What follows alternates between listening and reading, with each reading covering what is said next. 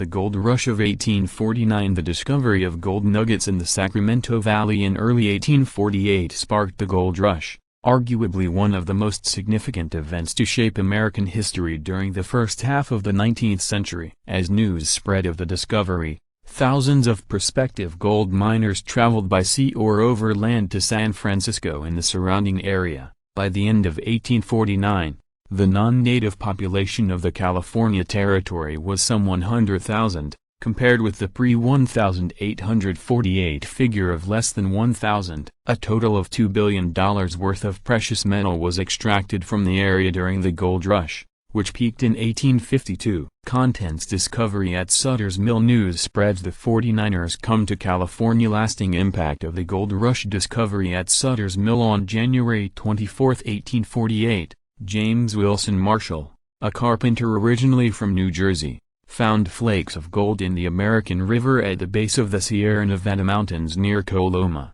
California. At the time, Marshall was working to build a water-powered sawmill owned by John Sutter, a German-born Swiss citizen and founder of a colony of Neuva Helvetia, New Switzerland. The colony would later become the city of Sacramento.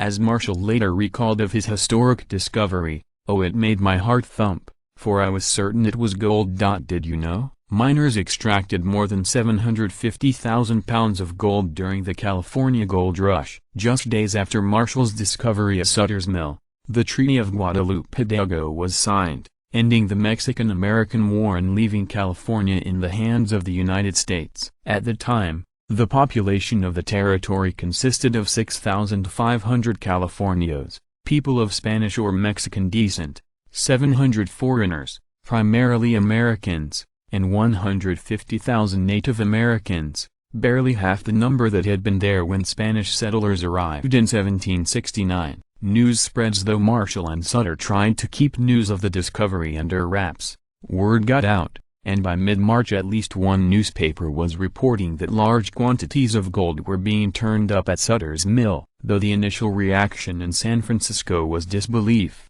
storekeeper Sam Brannan set off a frenzy when he paraded through town displaying a vial of gold obtained from Sutter's Creek. By mid-June, some three-quarters of the male population of San Francisco had left town for the gold mines, and the number of miners in the area reached 4,000 by August. As news spread of the fortunes being made in California, the first migrants to arrive were those from lands accessible by boat, such as Oregon, the Sandwich Islands, now Hawaii, Mexico, Chile, Peru and even China. Only later would the news reach the East Coast, where press reports were initially skeptical. Gold fever kicked off there in earnest, however, after December 1848, when President James K. Polk announced the positive results of a report made by Colonel Richard Mason, California's military governor, in his inaugural address. As Polk wrote, "Oh, the accounts of abundance of gold are of such an extraordinary character as would scarcely command belief were they not corroborated by the authentic reports of officers in the public service." The 49ers come to California throughout 1849. People around the United States, mostly men, borrowed money, mortgaged their property or spent their life savings to make the arduous journey to California. In pursuit of the kind of wealth they had never dreamed of, they left their families and hometowns. In turn, women left behind took on new responsibilities such as running farms or businesses and caring for their children alone. Thousands of would-be gold miners, known as 49ers, traveled overland across the mountains or by sea, sailing to Panama or even around Cape Horn, the southernmost point of South America. By the end of the year, the non-native population of California was estimated at 100,000, as compared with 20,000 at the end of 1848 and around 800 in March 1848. To accommodate the needs of the 49ers, gold mining towns had sprung up all over the region, complete with shops, saloons, brothels and other businesses seeking to make their own gold rush fortune. The overcrowded chaos of the mining camps and towns grew ever more lawless, including rampant banditry, gambling,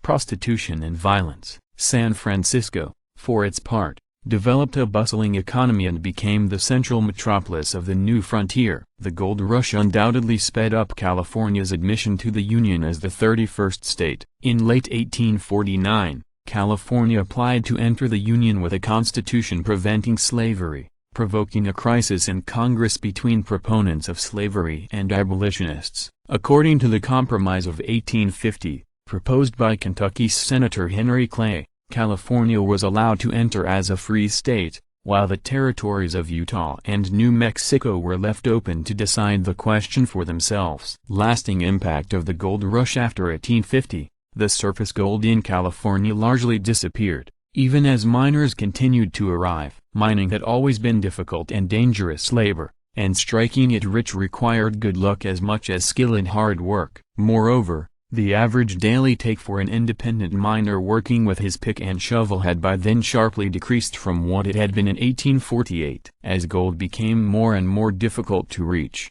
the growing industrialization of mining drove more and more miners from independence into wage labor. The new technique of hydraulic mining, developed in 1853, brought enormous profits but destroyed much of the region's landscape. Though gold mining continued throughout the 1850s, it had reached its peak by 1852, when some $81 million was pulled from the ground. After that year, the total take declined gradually, leveling off to around $45 million per year by 1857. Settlement in California continued, however, and by the end of the decade the state's population was 380,000. Access hundreds of hours of historical video, commercial-free, with History Vault. Start your free trial today.